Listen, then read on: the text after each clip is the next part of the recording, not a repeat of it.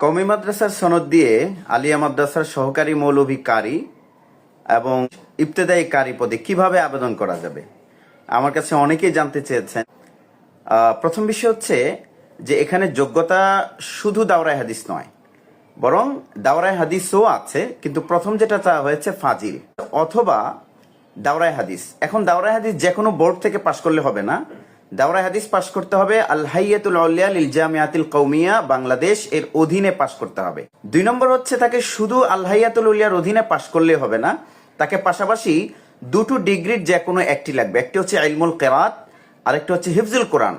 শুধু হিফজুল কোরআন হলেও চলবে অথবা শুধু ইলমুল কিরাত হলেও চলবে, কিন্তু এই হিফজুল কোরআন এবং ইলমুল কিরাত যে কোনো বোর্ড থেকে হলে হবে না, সরকার স্বীকৃত বোর্ড।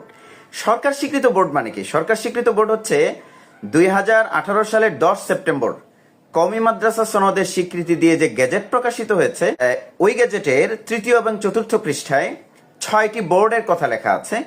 ওই 6টি বোর্ডের যে কোনো একটি বোর্ড থেকে যদি কেউ ইলমুল কিরাত অথবা হিফজুল কোরআন পাশ করেন, পাশাপাশি যদি তার দাওরায়ে হাদিস আল হাইয়াতুল উলিয়া লিল জামিয়াতিল কওমিয়া বাংলাদেশের অধীনে পাশ করা থাকে, তাহলে তিনি এই ইবতেদায়ী কারি এবং দাখিল মুজাব্বিদ কারি পদে তিনি আবেদন করতে পারবেন। যেই 6টি বোর্ডের অধীনে ইলমুল কিরাত অথবা হিফজুল কোরআনের সনদ লাগবে, সেগুলো আসলে কোনটি কোনটি? 1 নম্বর হচ্ছে বেফাকুল মাদারিসিল আরাবিয়া বাংলাদেশ। 2 নম্বরে হচ্ছে বেফাকুল মাদারিসিল কওমিয়া গহরডাঙ্গা, অর্থাৎ গোপালগঞ্জের গহরডাঙ্গা কেন্দ্রিক একটি বোর্ড আছে। 3 নম্বর হলো আঞ্জুমানে ইত্তেহাদুল মাদারিস বাংলাদেশ, যেটা পটিয়া মাদ্রাসা কেন্দ্রিক। 4 নম্বর হলো আজাদ দ্বীনি এদারায়ে তালিম বাংলাদেশ, আমরা জানি এটা সিলেট থেকে, বৃহত্তর সিলেট কেন্দ্রিক বোর্ড। 5 নম্বর হলো তানজিমুল মাদারিসি দ্বীনিয়া বাংলাদেশ, যেটি বগুড়ার জামিল মাদ্রাসা কেন্দ্রিক, উত্তরবঙ্গের প্রতিষ্ঠানগুলো কেন্দ্রিক হয়ে থাকে। এবং 6 নম্বর জাতীয় দ্বীনি মাদ্রাসা শিক্ষা বোর্ড, মাওলানা ফরিদউদ্দিন মাসুদ সাহেবের তত্ত্বাবধানে যে বোর্ড গড়ে উঠেছিল। এই 6টি বোর্ডের যে কোনো একটি থেকে যদি কেউ হিফজুল কোরআন অথবা ইলমুল কিরাতের সনদ নেন, অর্থাৎ দুটোর যে কোনো একটি, পাশাপাশি যদি তার আল হাইয়াতুল উলিয়া লিল জামিয়াতিল কওমিয়া বাংলাদেশের অধীনে দাওরায়ে হাদিস পাশ করা থাকে, তাহলে তিনি এই দুটো সনদ একসাথে দিয়ে আবেদন করতে পারবেন। অনেকেই জানতে চেয়েছেন যে শুধু কি সনদ থাকলেই হবে নাকি নিবন্ধনও লাগবে?